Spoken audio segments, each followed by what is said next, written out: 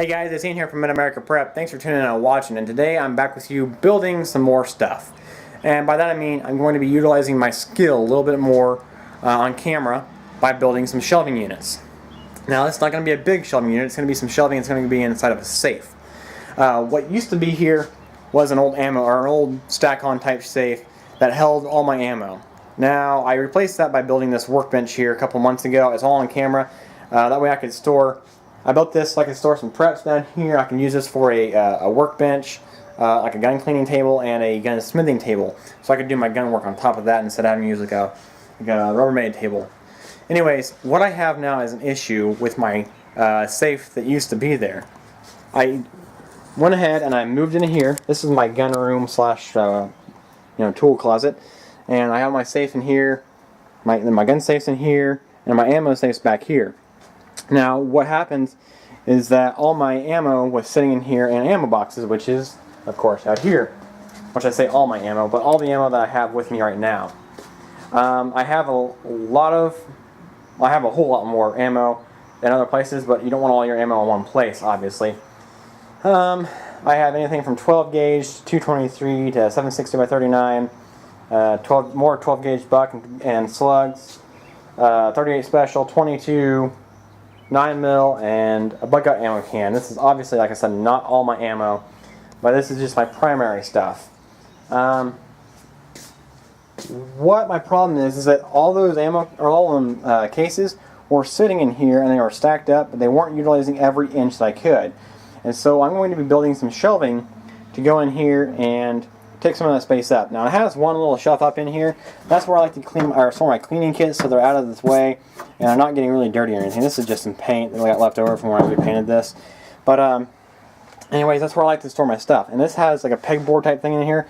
That way I can utilize these also. Obviously a very thin gauge safe, and so it's not going to save any firearms like this heavy one that will, but it does save ammo. Anyways, not to put all your eggs in one basket. This is like a third of my ammo, and so that's what it's going to be. I'm going to be utilizing some 1x10s and a little furring strip there, and I'm going to be building some shelving so I can separate my 223, my 5.56, which are two different things really for me, and then 760 by 39, 760 by 54, 22, and so on. And so I will show you some of my step-by-step what I'm going to be doing to make it sit in there and be quality. I can actually go from here and I'm going to build these in, but I'm going to be able to take them out at the same time to get more space later on. So if you stick with me, I will show you how I'm going to build some shelving units to take up more space, right? I'll have to find a way to store all these ammo cans now. Maybe I can take the tops off and stack them all inside of each other, but that's what I'll probably have to do. But the ammo inside is going to be more organized than it is now.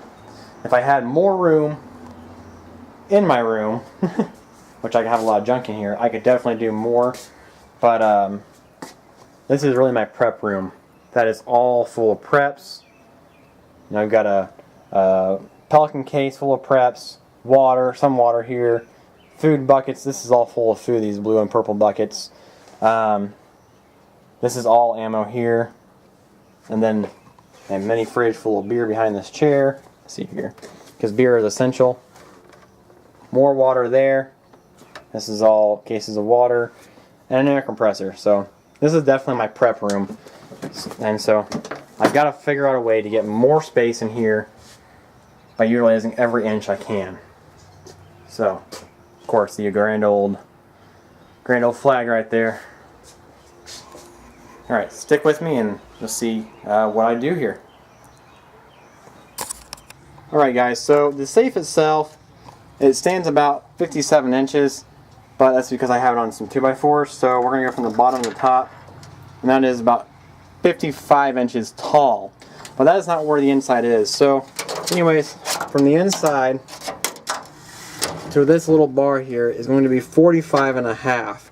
And that's going to be tucking up inside this door here. So it's going to tuck behind here.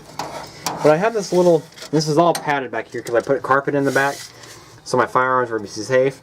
Has this little holder here. I don't know what you want to call it, a file holder or something. But I need to be able to do a cutout for that. And so from the front to the back, I have right at 10 inches deep. So you can see there a 10-inch mark, that's where the door is, that's the 10-inch mark. But from this little ledge here, it is 9 inches. So I need to be able to take this little ledge out of my wood and everything. So I want to show you how I do that. On the bottom, as you can see there, doesn't have any carpet on it. That's because when I made this safe, it was made for firearms. Or I guess I didn't make it, but when I refurbished it, it was made for firearms. And so I put this carpet backing on it, and that was protecting my firearms. But I had to put this had a piece of foam in the bottom of it, but it was collecting moisture. And so there it is, and you can tell there that has carpet on it, and it's a piece of supposed to be a 1-inch foam, but it's all smashed down. And so I'm going to keep that in there for my stuff on the bottom. But I'm going to have to cut this away too to shorten up a little bit so my wood can fit in there correctly. And so I'm going to cut my wood at 45.5, and then I will figure out how far up or how far down from the bottom, both of them actually, do I need to cut in a 1-inch mark from here to here in the wood. So that way I can slap my piece of wood in there. Alright. Lay down as much as I can. Let's go to town. Wash your fingers at all times.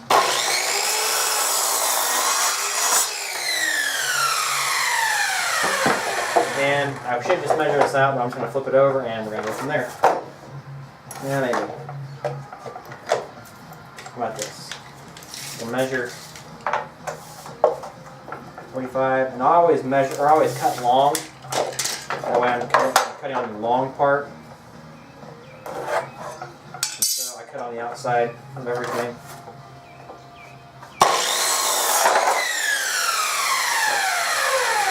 .45.5. I'm going to have to cut off about 5 inches off this one.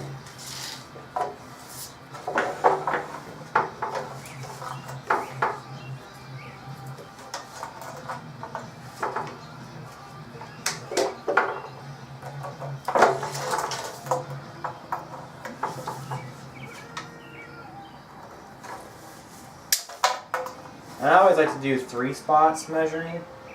That way if I am off just a little, my square's off or the board's off, it'll at least come up somewhat straight. And you can see where they cross at. It's like this right here. Straight as can be. Now this is going to be the tough one, because I'm not going to have anything sitting on it. Another 1/2 inch or so.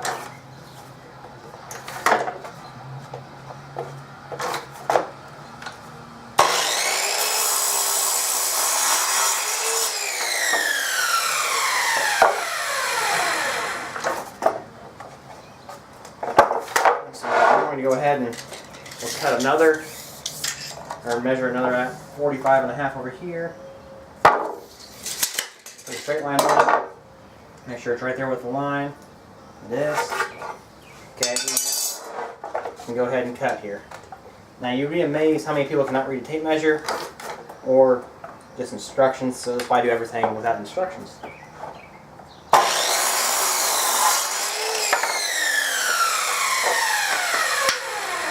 Well, that cut got a little bit sideways, but that's just because the blade is kind of sitting on the cord anyways. So we'll go back over here, and we will straighten it up, and we'll see how much they measure up. Okay, so after about an hour of fussing and fighting with this dang thing, I finally have all the shelves in. Now there's going to be the bottom shelf, and this is where the bug out ammo can is going to fit. And I'll put it in there right now. I don't know if I can do it one-handed. Let's see here. I have to lay it down real quick. Okay. Bug out ammo is down at the bottom. It will not go anywhere else. That's going to be the only thing down there because I'm going to grab it easiest. Now it doesn't seem very easy, but all you have to do is simply pull and come right out. But I will have to clean this up a little bit. All the wood chips and stuff in the back. But basically, these shells will just pop right out. The only thing that's screwed in there is, these sides aren't even screwed in there. So, you got the sides, these little cross member bars, the shelving pieces laid on top of it, And then so far, so on. Anyways, 3 shelves, 3 extra shelves. And this will be able to organize a whole lot of ammo compared to what's in the boxes now. So I'll show you what it all looks like with that all put in here. Well, reasonable, what's boxed up anyways in here, which won't be a whole lot because a lot of that's actually loose. Alright guys, about 2.5 hours or so after the first part of this video, I finally have finished the safe getting put back together. I went ahead and made a giant mess out here. I had to chip away quite a little bit of stuff with all by hand, but that's all I have left of the wood I have. Anyways, it's now nighttime, but we'll get back over here to the safe and we'll check it out. That bench I've always talked about here. This bench, obviously I did a video over it several months ago, and to get my prepping supplies underneath it, I got some buckets there, and these are there's 3 boxes of rice and beans down here and some other supplies behind. But now I can utilize the bottom piece, which is basically airspace below. Now I can put my ammo cans underneath there if I need to. I think there's like 8 ammo cans there. Everything from that green one here to the right to the middle there's 4 of them there. Those are full and the rest of them are empty. Anyways, I have emptied those out now. That way I can go out and buy some more ammo and fill them up. That's my purpose of putting all my ammo in here. So anyways, here I have all my ammunition at this location in this safe here. This is my Liberty gun safe here. I've done a video over it once or twice. Anyways, I couldn't fit all my ammunition there obviously because it's only like a 16 gun safe, or maybe it's 12 gun, I can't remember. But I have all my guns in there, and then I have my ammo in this thin gauged safe. I put it in here because obviously I said I want to put my more ammunition in my boxes so I can go out and buy more. That's how I kind of like to do it. I like to store it and then figure out more storage, and then this is the easiest way to get there. Anyways, top to bottom, this top shelf this is where I put all my cleaning kits. You know, if I get my little mount here. This is where I keep my cleaning kits and stuff.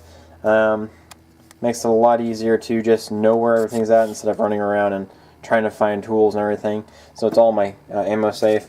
Going down one, this first shelf is full of 223 and 5.56. Or actually, most of this is 223.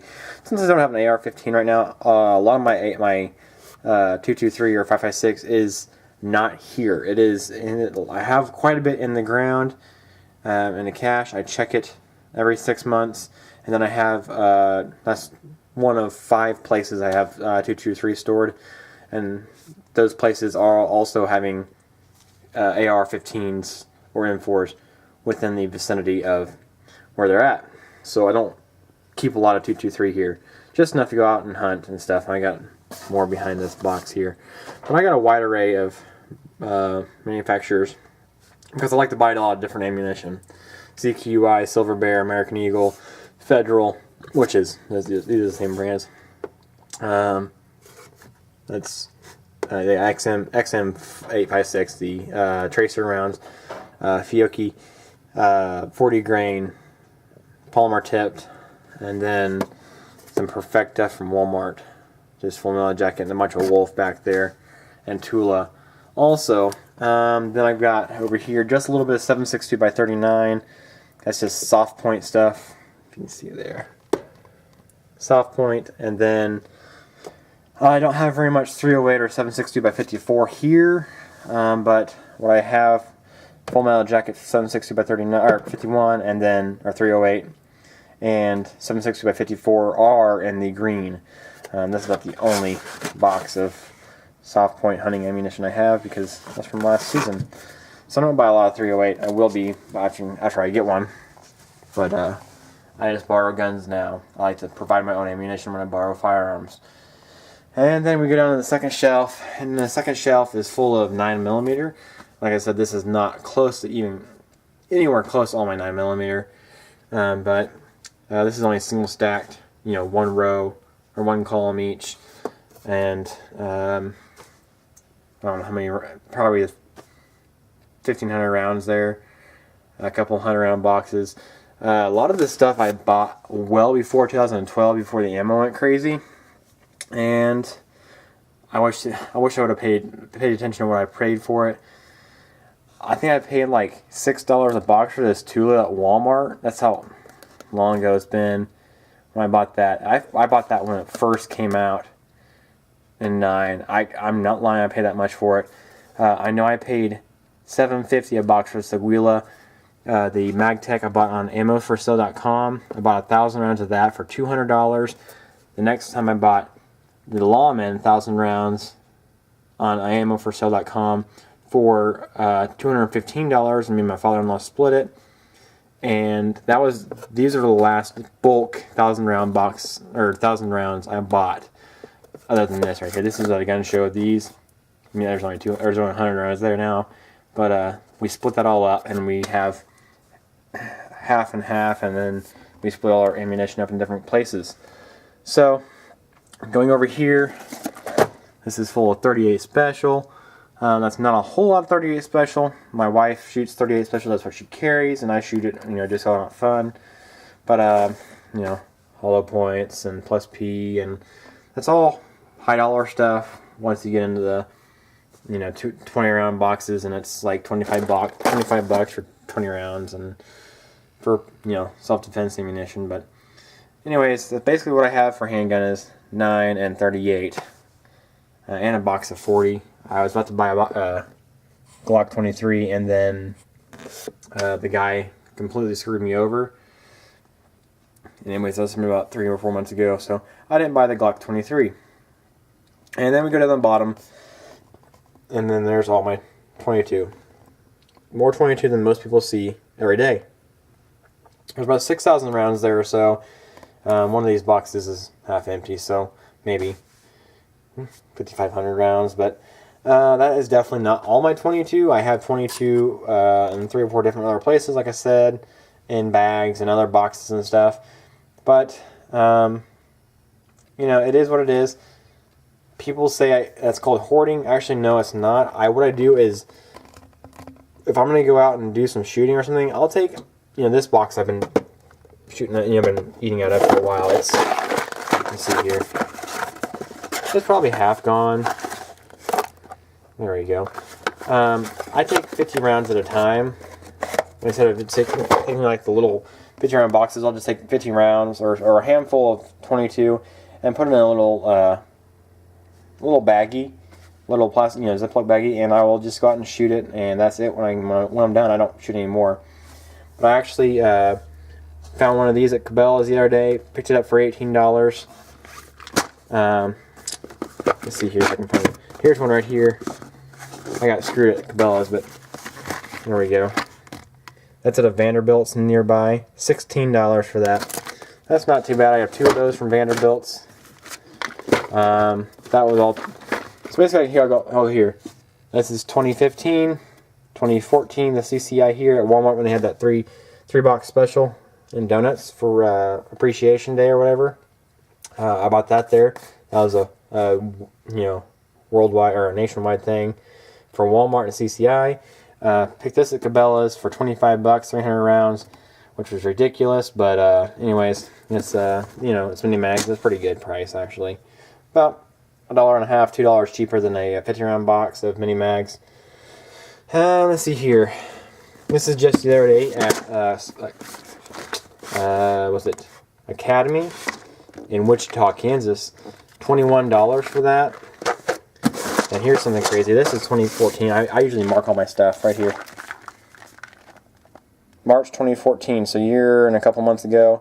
$23. So that's not bad. You could have found it. This is at Walmart. I know it was Walmart. I made a video on it. And then these here were 2014. So that would have been January 2014 for $11.97. Yeah. That's $12.07. Maybe it's 12. Nope. Well, that's $11.97 right there. $11.97 at Walmart. I remember I had made a video about that too. Got a call early in the morning and I was like, what the heck, really? I was going to work and I got it. And then these are old Federal bulk boxes that I will probably never see again in my life unless they get back to going and like how they were. But I think I paid like $16 for those both of those, or a piece anyways, probably 8 years ago. And yeah, I have about 5 more of those that I bought 10 years ago. Yeah, probably about 10 years ago I bought those boxes. Those are all in another box, all sealed up. It's a whole case box. They came in 5 box round. Does that make sense? You know, 5 of these in a box, so a case. Anyways, that's how that happened. And then below is my bug out ammunition. Simply just take it and pull and go. And I will be doing another update video on my bug out ammunition here pretty quick, because my last video was dark and not as good. It was cold out and I was shivering, and you know what? I just decided I'm going to make another video. I had a friend actually ask on Facebook the other day what people do for their shit hits the fan situation with their ammo and stuff. And so that is where I'm going to, I'll make another video and I'll post it to the site and let them know. But I have a whole wider range of stuff in there, and so I will do another video on that. Look forward to that soon. It'll be out within the month. So thanks for tuning in and watching. You guys be safe.